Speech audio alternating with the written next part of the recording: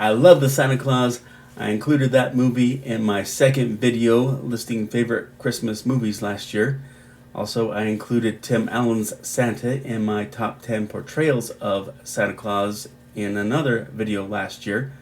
So when this series started, I couldn't resist but to make a video review of these first two episodes that got released 2 days ago. So here we go, the Santa Clauses.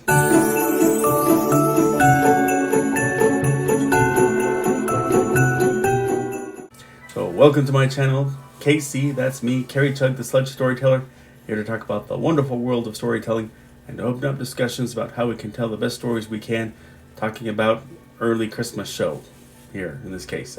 Everything good and bad from a storytelling standpoint. And yes, I had in mind hitting the Christmas videos after Thanksgiving, but blame this on Disney Plus. The first two episodes of the Santa Clauses came out just a couple days ago. I can't resist giving a review, and that iron is not going to stay hot enough to strike after Thanksgiving, even if Thanksgiving is next week. So this comes 16 years after the last Santa Claus movie, Santa Claus 3, which, like many others, I expunged it from headcanon and it just doesn't feel worth it for me to ever review. But thankfully, the producers of this seem to know that there's not much love for the Santa Claus 3, and so far they haven't touched upon it other than no way around it mention of the escapes clause as the Claus card is looked over in an episode. Tim Allen returns as Santa Claus, formerly Scott Calvin. Elizabeth Mitchell returns as Mrs. Santa, Carol, though it's weird that the common cultural ambiguity of Mrs. Claus' actual name is touched upon in a no-fun fashion, at least for me. Bernard is briefly mentioned, and looking at IMDb, he apparently is supposed to appear in one episode, so that's intriguing. But the premise. After 28 years of Christmas deliveries, Santa's problems begin to compound. He's dealing with the same problem we see in Elf, where worldwide Christmas spirit is diminishing, causing Santa's magic to also diminish. In this case, not just his sleigh, like Elf, but for a moment he can't even elevate himself up the chimney either, like what we saw him first learn to do in the Santa Claus. Also, Santa's kids are getting cabin fever in the North Pole, though Santa's son Charlie, yes, he's in the second episode, still played by Eric Lloyd, speaks of interaction with his step-siblings, so they must occasionally get out. Like his diminishing magic, Santa also has to deal with the diminishing gut.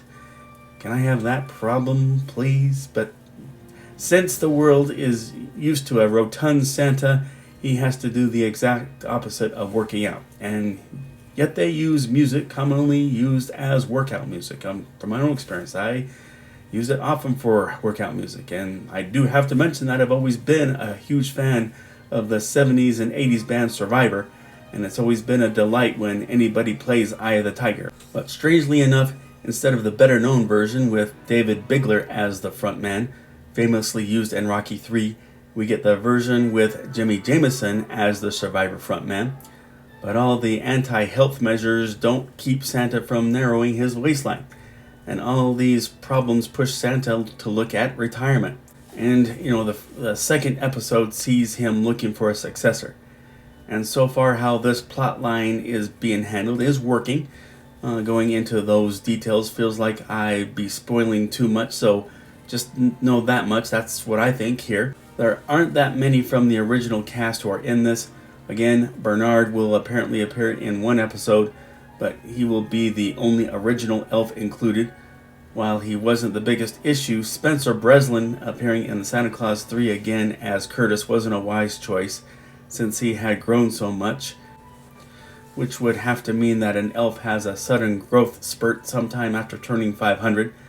So as a cast of completely unrecognizable child actors as elves is completely unavoidable. Adding Cal Penn to the cast seems to be working very well, and so far his arc brings a lot of intrigue. The series does add a lot of meat to the mythos created by the movies, some further clarifications here and there that are really nice.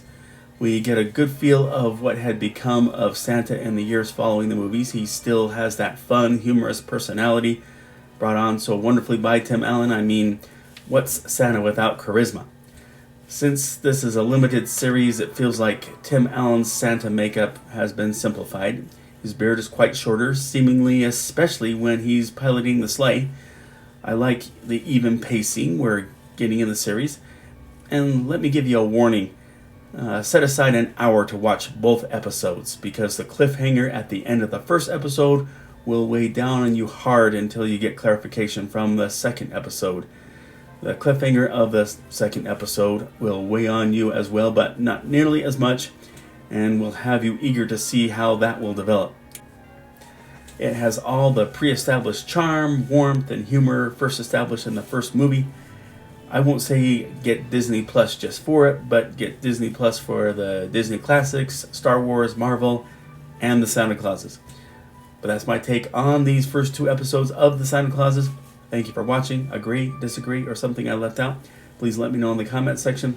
If you like this video, please click like. If you like this channel, please click subscribe or follow me on Instagram. As always, the link to order Sledge number 1 and 2 is below the description, or you can order just Sledge number 1 on Kindle. In both cases, they're available in both digital and paper format. Sledge number 3, so working on it.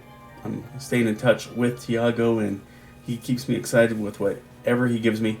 But let's look for civility amid all the bad news out there. Social, political, strife, hate, and, approaching the holiday season, let's take advantage of the opportunity to show that much more cheer.